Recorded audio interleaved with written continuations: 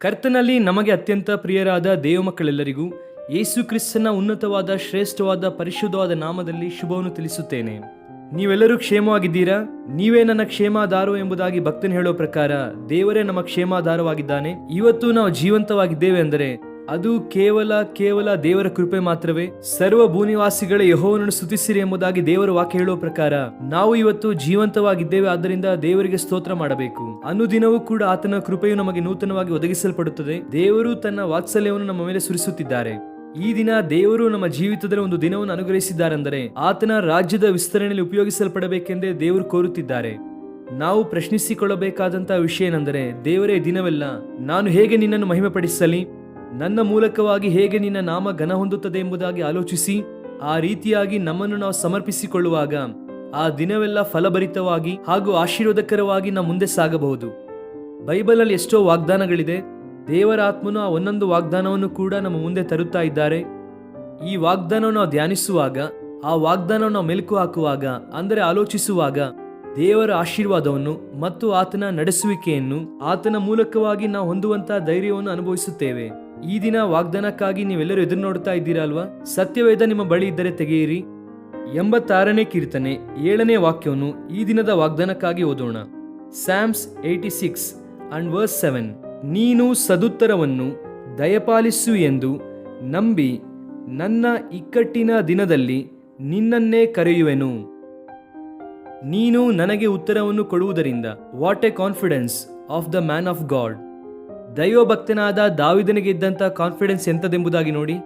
ನಮಗೆ ಕೆಲವು ವ್ಯಕ್ತಿಗಳ ಮೇಲೆ ಕಾನ್ಫಿಡೆನ್ಸ್ ಇರುತ್ತದೆ. ನಮ್ಮ ಕುಟುಂಬಗಳಲ್ಲಿ ಯಾರಾದರೂ ಡಾಕ್ಟರ್ ಇದ್ದಾರೆ ಎಂಬುದಾಗಿ ಇಟ್ಟುಕೊಳ್ಳಿ. ನಮಗೆ ಯಾವುದೇ ರೋಗ ಬಂದರೂ ಪರವಾಗಿಲ್ಲ, ನಮ್ಮ ಫ್ಯಾಮಿಲಿ ಮೆಂಬರೇ ಡಾಕ್ಟರ್ ಆಗಿರುವುದರಿಂದ ನಮ್ಮನ್ನು ಬಹಳ ಚೆನ್ನಾಗಿ ಟ್ರೀಟ್ ಮಾಡುತ್ತಾರೆ ಎನ್ನುವಂತ ಕಾನ್ಫಿಡೆನ್ಸು ಆ ಡಾಕ್ಟರ್ ಮೇಲೆ ನಮಗೆ ಇರುತ್ತದೆ.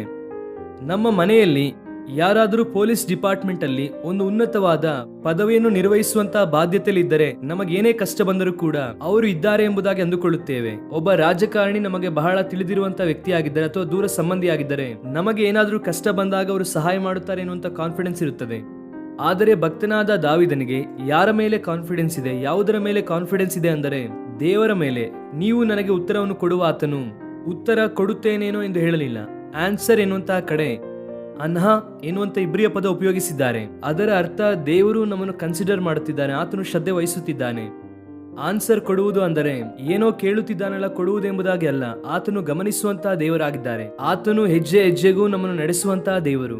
ದೇವರ ಸಮ್ಮುಖದಲ್ಲಿ ಯಾವ ವಿಷಯಕ್ಕಾಗಿ ಪ್ರಾರ್ಥಿಸುತ್ತಾ ಇದೆಯೋ, ನಂಬಿಕೆಯಿಂದ ಆತನನ್ನು ದೃಷ್ಟಿಸುತ್ತಾ ಇದೆಯೋ, ದೇವರೇ ನೀವೇ ನನ್ನ ಆಶ್ರಯ, ನೀವೇ ಆಧಾರ, ನಿಮ್ಮನ್ನು ಬಿಟ್ಟರೆ ಯಾರೂ ಇಲ್ಲ ಎಂದು ದೇವರಿಗೆ ಯಾರು ತಮ್ಮನ್ನು ತಾವು ಸಂಪೂರ್ಣವಾಗಿ ಸಮರ್ಪಿಸಿಕೊಳ್ಳುತ್ತಾರೋ ದೇವರು ಅವರ ಪ್ರಾರ್ಥನೆಗೆ ಉತ್ತರವನ್ನು ಕೊಡುತ್ತಾರೆ. ವಾಕ್ಯದಲ್ಲಿ ನೋಡಿ, ಆದಿಕಾಂಡದಿಂದ ಪ್ರಕಟಣೆಯ ಪುಸ್ತಕದ ತನಕ ನೀವು ಗಮನಿಸುವುದಾದರೆ ದೇವರು ಎಷ್ಟೋ ಭಕ್ತರ ಪ್ರಾರ್ಥನೆಯನ್ನು ಅಂಗೀಕರಿಸಿ ಚರಿತ್ರೆಯಲ್ಲಿ ದೇವರು ಎಷ್ಟೋ ಅದ್ಭುತವಾದ ಕಾರ್ಯವನ್ನು ಮಾಡಿದ್ದಾರೆ. ಸತ್ಯವೇದದ ಚರಿತ್ರೆ ಮಾತ್ರವಲ್ಲದೆ ಆನಂತರವಾಗಿ ಸಭೆಯ ಚರಿತ್ರೆಯನ್ನು ನಾವು ಗಮನಿಸಿ ನೋಡುವಾಗ ಅನೇಕರ ಪ್ರಾರ್ಥನೆಗೆ ದೇವರು ಉತ್ತರವನ್ನು ಕೊಟ್ಟು ವಿನೂತನವಾದ ಕಾರ್ಯವನ್ನು ದೇವರು ಅನೇಕರ ಜೀವಿತದಲ್ಲಿ ಮಾಡಿದ್ದಾರೆ. ಬಲವಾದ ಕಾರ್ಯ ಮಾಡಿದ್ದಾರೆ ದೇವರು ಅನೇಕರ ಜೀವಿತದಲ್ಲಿ. ಒಂದು ವೇಳೆ ಈ ದಿನ ನಿನ್ನ ಜೀವಿತದಲ್ಲಿ ನಿರಾಶೆ ನಿರುತ್ಸಾಹದಲ್ಲಿದ್ದೀಯಾ? ಎಲ್ಲರೂ ಕೂಡ ನಿನ್ನನ್ನು ಕೈ ಬಿಟ್ಟಿದ್ದಾರೆ, ತೊರೆದಿದ್ದಾರೆ ಎಂಬುದಾಗಿ ಅಳುತ್ತಾ ಇದ್ದೀಯಾ? ಯಾವುದೇ ವಿಧವಾದ ಆಧರಣೆ ಇಲ್ಲದೆ ಸೋತು ಹೋದವನಾಗಿದ್ದೀಯಾ? ಪ್ರಯಾಸದಿಂದ ಮುಳುಗಿ ಹೋಗುತ್ತಾ ಇದ್ದೀಯಾ? ಅನಾರೋಗ್ಯದಿಂದ ಕ್ಷೀಣಿಸಲ್ಪಡುತ್ತಾ ಇದ್ದೀಯಾ? ದೇವರು ನಿನ್ನೊಂದಿಗೆ ಮಾತನಾಡುತ್ತಿದ್ದಾರೆ. ನಿನ್ನ ಕಷ್ಟ ಕಾಲದಲ್ಲಿ ದೇವರಿಗೆ ಮೊರೆ ಇಡುವುದಾದರೆ ಆತನು ನಿನಗೆ ಉತ್ತರ ಕೊಡುವ ದೇವರು. ಅಲ್ಲಿ ಕಷ್ಟಕಾಲ ಎಂಬುದಾಗಿ ಬರೆಯಲ್ಪಟ್ಟಂತಹ ಪದಕ್ಕೆ ಇಬ್ರಿಯ ಭಾಷೆಯಲ್ಲಿ ಸಾರಾ ಎನ್ನುವಂತಹ ಪದವನ್ನು ಉಪಯೋಗಿಸಿದ್ದಾರೆ. ಅದರ ಅರ್ಥ ಏನೆಂದರೆ ಟೈಟ್ನೆಸ್ ಎಂಬುದಾಗಿ ಅರ್ಥ. ಟೈಟ್ನೆಸ್ ಅಂದರೆ ಸಿಲುಕಿಕೊಳ್ಳುತ್ತಾರೆ ನೋಡಿ. ಕೆಲವರು ಆಕ್ಸಿಡೆಂಟ್ ಆಗುವಾಗ ಒಂದು ಲಾರಿ ಹಾಗೂ ಬಸ್ ಮಧ್ಯದಲ್ಲಿ ಕೆಲವರು ಸಿಲುಕಿಕೊಳ್ಳುತ್ತಾರೆ. ಅವರನ್ನು ಎಷ್ಟೇ ಪ್ರಯತ್ನ ಪಟ್ಟರೂ ಆಚೆ ಎಳೆಯುವುದಕ್ಕೆ ಆಗಲ್ಲ. ಅದೇ ರೀತಿ ಕೆಲವು ಸಾರಿ ಪರಿಸ್ಥಿತಿಯು ನಮ್ಮನ್ನು ಇಕ್ಕಟ್ಟಲ್ಲಿ ತಳ್ಳುತ್ತದೆ. ಇಕ್ಕಟ್ಟಾದ ಪರಿಸ್ಥಿತಿಯು ನಮ್ಮ ಜೀವಿತದಲ್ಲಿ ಬರುತ್ತದೆ. ಅಫ್ಲಿಕ್ಷನ್ ಅಂದರೆ ಕಷ್ಟವು ನಮ್ಮ ಜೀವಿತದಲ್ಲಿ ಬರುವಾಗ ಏನು ಮಾಡಬೇಕು, ಎಲ್ಲಿಗೆ ಹೋಗಬೇಕು. ಜೀವಿತವು ಕೆಲವು ಸಾರಿ ನಮ್ಮ ವಿಷಯದಲ್ಲಿ ಕಠಿಣವಾಗಿರುತ್ತದೆ. ಸಿಲುಕಿಕೊಂಡಿರುವಂತಹ ಅನುಭವ ಇರುತ್ತದೆ. ಒಂದು ಕಡೆ ಒಂದು ಸಮಸ್ಯೆ, ಇನ್ನೊಂದು ಕಡೆ ಮತ್ತೊಂದು ಸಮಸ್ಯೆ. ಇವೆರಡರಿಂದ ಆಚೆ ಬರಬೇಕು ಅಂದುಕೊಂಡಾಗ ಇನ್ನೊಂದು ಸಮಸ್ಯೆ. ಆ ರೀತಿಯಾಗಿ ಮನುಷ್ಯನನ್ನು ಅಲ್ಲೋಲ ಕಲ್ಲೋಲ ಮಾಡುವ ಪರಿಸ್ಥಿತಿ ಇರುತ್ತದೆ. ಇಸ್ರೇಲ್ ಪ್ರಜೆಗಳು ಎಕ್ಸಾಕ್ಟ್ ಆಗಿ ಅದೇ ಪರಿಸ್ಥಿತಿಯಲ್ಲಿ ಇದ್ದರು ಕೆಂಪು ಸಮುದ್ರದ ಬಳಿಯಲ್ಲಿ. ಮುಂದೆ ಕೆಂಪು ಸಮುದ್ರ, ಹಿಂದೆ ಫರೋಹನ ಸೈನ್ಯ. ಆ ಕಡೆ ಈ ಕಡೆ ಭಯಂಕರವಾದ ಬೆಟ್ಟ ಹಾಗೂ ಅರಣ್ಯ. ಎಲ್ಲಿಗೆ ಹೋಗಬೇಕೆಂದು ಗೊತ್ತಿಲ್ಲದೆ ಇರುವಾಗ ಸಿಲುಕಿಕೊಂಡಂತ ಪರಿಸ್ಥಿತಿಯಲ್ಲಿದ್ದರು. ಎಕ್ಸಾಕ್ಟ್ ಆಗಿ ಆಪತ್ಕಾಲ ಎನ್ನುವಂತ ಮಾತಿಗೆ ಸಿಲುಕಿಕೊಳ್ಳುವುದು ಎಂಬುದಾಗಿ ಅರ್ಥ ಇಬ್ರಿಯ ಭಾಷೆಯಲ್ಲಿ. ಆ ಸಮಯದಲ್ಲಿ ಒಂದು ದಿಕ್ಕು ಯಾವಾಗಲೂ ಖಾಲಿಯಾಗಿರುತ್ತದೆ. ಅದುವೇ ಕರ್ತನಾದ ಯೇಸು ಕ್ರಿಸ್ತನ ದಿಕ್ಕು. ಆತನನ್ನು ದೃಷ್ಟಿಸುವುದಾದರೆ, ನಮ್ರತೆಯಿಂದ ಆತನ ಸಮ್ಮುಖದಲ್ಲಿ ಪ್ರಾರ್ಥಿಸುವುದಾದರೆ, ನಿನ್ನನ್ನು ತಗ್ಗಿಸಿಕೊಂಡು ಕರ್ತನೇ, ಇದು ನನ್ನಿಂದ ಆಗುತ್ತಿಲ್ಲ, ನನ್ನಿಂದ ಸಾಧ್ಯವಾಗುತ್ತಿಲ್ಲ ದೇವ, ನನ್ನಿಂದ ಸಾಧ್ಯವಾಗುತ್ತಿಲ್ಲ, ನೀವೇ ನನ್ನ ಆಧಾರ, ನೀವೇ ನನ್ನ ಧೈರ್ಯ ಎಂಬುದಾಗಿ ದೇವರನ್ನು ಅವಲಂಬಿಸುವುದಾದರೆ, ದೇವರು ನಿನ್ನ ವಿಷಯದಲ್ಲಿ, ನಿನ್ನ ಜೀವಿತದಲ್ಲಿ ತನ್ನ ದಯೆಯನ್ನು ತೋರಿಸುತ್ತಾ ಬಲವಾದ ಅದ್ಭುತ ನಿಮ್ಮ ಜೀವಿತದಲ್ಲಿ ಮಾಡುವುದಕ್ಕೆ ಆತನು ಯಾವಾಗಲೂ ಸಿದ್ಧನಾಗೇ ಇದ್ದಾನೆ. ನಾನು ನನ್ನ ಜೀವಿತದಲ್ಲಿ ಸೇವೆಗೆ ಬಂದ ನಂತರ ದೇವರು ಎಷ್ಟೋ ಪ್ರಾರ್ಥನೆಗೆ ಉತ್ತರವನ್ನು ಕೊಟ್ಟಿದ್ದಾರೆ.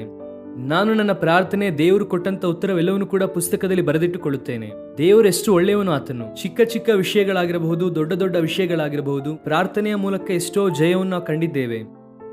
ಕ್ರೈಸ್ಟ್ ವರ್ಷಿಪ್ ಸೆಂಟರ್ ಅಲ್ಲಿ ಪ್ರತಿ ಭಾನುವಾರ ಸಾವಿರಾರು ಮಂದಿ ಬರುವುದಕ್ಕೆ ಕಾರಣ ಏನೆಂದರೆ, ದೇವರ ಕದಲಿಸುವಿಕೆಯನ್ನು ಅವರು ಅನುಭವಿಸುತ್ತಿದ್ದಾರೆ. ಮಾಡುತ್ತಿರುವಂತಹ ಪ್ರಾರ್ಥನೆಗೆ ಅವರು ಉತ್ತರ ಕೊಡುವುದರ ಮೂಲಕ ಅನೇಕರ ಜೀವಿತದಲ್ಲಿ ಎಷ್ಟೋ ಅದ್ಭುತ ಆಶ್ಚರ್ಯ ಕಾರ್ಯಗಳು. ಕೆಲವು ಸಾರಿ ಸಾಕ್ಷಿಯನ್ನು ಹೇಳುವುದಕ್ಕೆ ಅವಕಾಶ ಕೊಡುವಾಗ ಇನ್ನೀ ಸಮಯ ಇಲ್ಲದೆ ನಿಯಂತ್ರಿಸಬೇಕಾಗುತ್ತದೆ. ಯಾಕಂದರೆ ದೇವರು ಅಷ್ಟೊಂದು ಅದ್ಭುತ ಕಾರ್ಯಗಳನ್ನು, ಆಶ್ಚರ್ಯ ಕಾರ್ಯಗಳನ್ನು ಅವರ ಜೀವಿತದಲ್ಲಿ ಮಾಡುತ್ತಿದ್ದಾರೆ. ಕೆಲವು ದಿನಗಳಿಂದ ಒಂದು ಕುಟುಂಬವು ನನ್ನ ಬಳಿಗೆ ಬಂದು 15 ವರ್ಷದಿಂದ ಅವರು ಮಗುವಿಗಾಗಿ ಎದುರು ನೋಡುತ್ತಿದ್ದಾರೆ. ದೇವರ ಆಲಯಕ್ಕೆ ಬಂದರು. ಶುಕ್ರವಾರ ಉಪವಾಸ ಪ್ರಾರ್ಥನೆಯಲ್ಲಿ ದೇವ ಸೇವಕರಾಗಿ ಪ್ರಾರ್ಥಿಸುವಾಗ ಗಂಡ ಹೆಂಡತಿ ಇಬ್ಬರು ಕಣ್ಣೀರಿಂದ ಪ್ರಾರ್ಥಿಸಿದರು. ನಂಬಿಕೆ ಇಟ್ಟರು. ದೇವರು ಆ ಸಹೋದರಿ ಗರ್ಭಧರಿಸುವಂತೆ ಮಾಡಿದರು. ಒಬ್ಬ ಸುಂದರವಾದ ಮಗನನ್ನು ಕೊಟ್ಟರು. ಆ ಮಗುವನ್ನು ಆಲಯಕ್ಕೆ ಕರೆತಂದಿದ್ದರು. ಎಷ್ಟು ಅದ್ಭುತವಾದ ದೇವರು ಆತನು. ಈ ದಿನ ಅವರ ಅವಶ್ಯಕತೆ ಅದಾಗಿರಬಹುದು, ನಿನ್ನ ಅವಶ್ಯಕತೆ ಬೇರೆ ಆಗಿರಬಹುದು, ಮತ್ತೊಂದು ಆಪತ್ತಿನಲ್ಲಿರಬಹುದು, ಸಿಲುಕಿಕೊಂಡಿರುವಂತಹ ಪರಿಸ್ಥಿತಿಯಲ್ಲಿರಬಹುದು. ನೀನು ದೇವರನ್ನು ದೃಷ್ಟಿಸುವುದಾದರೆ ಆತನು ನಿನ್ನನ್ನು ಬಲಪಡಿಸಿ, ನಿನ್ನ ಪ್ರಾರ್ಥನೆಗೆ ಉತ್ತರವನ್ನು ಕೊಟ್ಟು ಸದುತ್ತರವನ್ನು ದಯಪಾಲಿಸಿ ಎಲ್ಲಾ ವಿಷಯದಲ್ಲೂ ನಿನ್ನನ್ನು ನಡೆಸುತ್ತಾರೆ. ಆತನನ್ನು ದೃಷ್ಟಿಸೋಣವ. ಈ ದಿನವೆಲ್ಲ ಈ ವಾಗ್ದಾನವನ್ನು ಕ್ಲೈಮ್ ಮಾಡಿ ಕರ್ತನನ್ನು ಸ್ತುತಿಸಿರಿ, ಆತನನ್ನು ಆರಾಧಿಸಿರಿ, ಆತನನ್ನು ಘನಪಡಿಸಿರಿ. ಬಲವಾದ ಒಳಿತು ಹಾಗೂ ಉಪಕಾರ ನಿಮ್ಮ ಜೀವಿತದಲ್ಲಿ ಉಂಟಾಗಲಿ. ಪ್ರಾರ್ಥನೆ.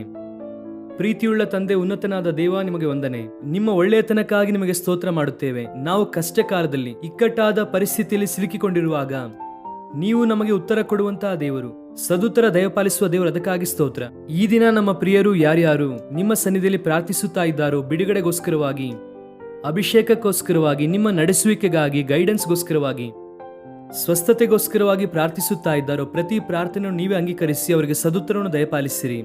ನಿಮ್ಮ ಮಹಿಮೆಯಿಂದ ತುಂಬಿಸಿರಿ ಅಪ್ಪ. Fill them with your glory lord. ಬಲವಾದ ಕಾರ್ಯ ಅವರ ಜೀವಿತದಲ್ಲಿ ಮಾಡಿರಿ. ಸ್ತುತಿ ಘನ ನಿಮಗೆ ಸಲ್ಲಿಸುತ್ತಾ ಯೇಸು ಕ್ರಿಸ್ತನ ನಾಮದಲ್ಲಿ ಬೇಡಿ ಹೊಂದಿಕೊಳ್ಳುತ್ತೇವೆ ನಮ್ಮ ತಂದೆಯೇ. Amen, amen. God bless you dear friends. Have wonderful day.